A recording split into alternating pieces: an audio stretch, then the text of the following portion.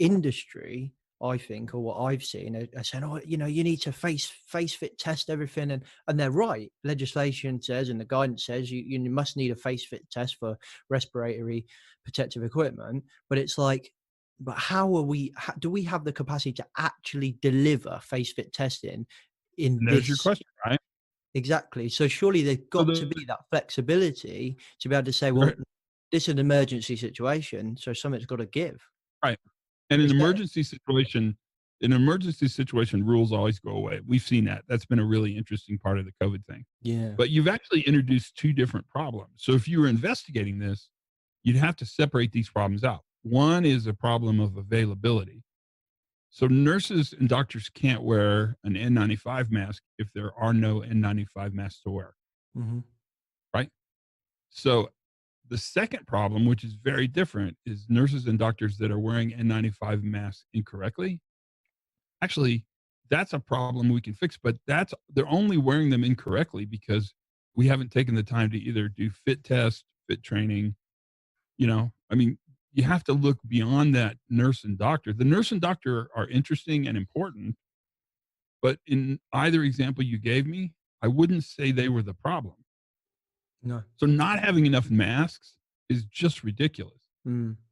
It's just ridiculous. I mean, you're in one of the richest countries in the world, and they can't get enough masks for I know. doctors to not get COVID-19. It is just What the hell? I mean, mind-blowing. what the hell?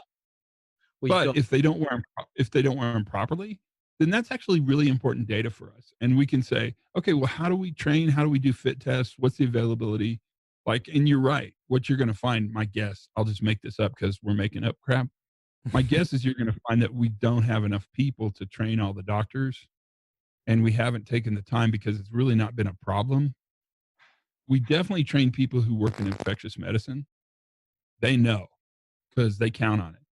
But in COVID-19, we brought in lots and lots of people who don't work in infectious medicine, who now are forced to be in this high risk environment, and they haven't had the experience, the background, the training, the fit test to actually use the equipment correctly. But because it's an emergency, we need the doctor more than we need to ensure the doctor's safety. Mm. So in a way, I suppose that from what I kind of thinking out loud, it's kind of a beautiful definition of capacity. Is it Yeah, prior to coronavirus, we didn't have the capacity to be able to have everybody wearing uh, a face fitted RPE. So if we were we to clearly have did. capacity, it would have been in again thinking out loud. But if we were to have capacity, it would have been like, well, let's look to get not just the people that work in infectious diseases or infectious kind of medicine. Let's get to look to get 50% of the hospital trained, or 50% of the hospital as trainers, as that kind of stuff. Therefore, we've got the capacity if something goes wrong.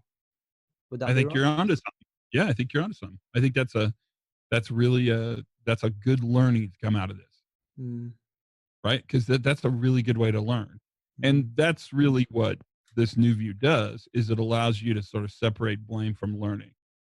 So blaming people is emotionally satisfying, and it provides that ethical separation between the company and the accident, but it also stops learning. So blame is bad because blame stops improvement. mm, So yeah. every time you try to say, well, okay, well, whose fault is this? You're not asking the bigger question of, do we need to train 8 trainers per hospital on respirator fit? Because that would be really a good capacity to have if we have another pandemic, or if COVID-19 reblossoms and we Yeah. have significant failure. So that's a really good. I mean, I hope we learn from this. What I hope we do is bounce forward from this, because there's lots to learn here. I just fear we're not going to learn it.